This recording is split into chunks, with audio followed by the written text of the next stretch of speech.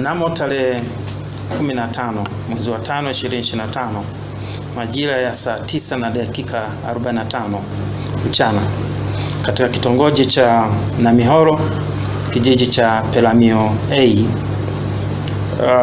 wilaya ya Songea, mkoa wa Ruvuma, binti aliyetambulika kwa jina la Shukurani Ajiliwa, kwa jina la umaarufu anaitwa Kidwangise.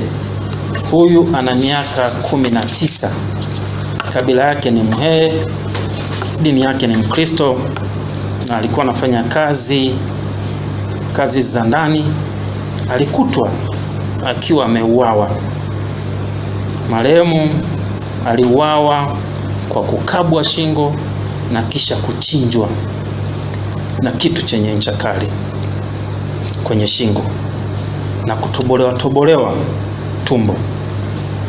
Jeshi la polisi lilifanya upelelezi mkali na leo limemkamata mtuhumiwa Eric Turuka, jina la maarufu anaitwa Kenneth.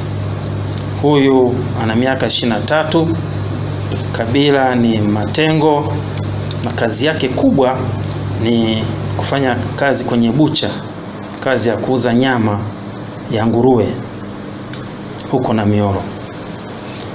Tumemkamata vile vile akiwa na kitu chenye ncha kali, yani kisu, ambacho alitumia kutekeleza mauaji hayo.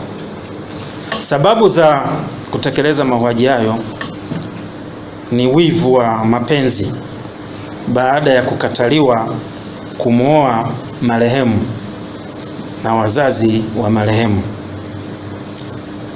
ambapo baadaye binti na ambaye ni marehemu na wazazi wao walimkubali mtu mwingine.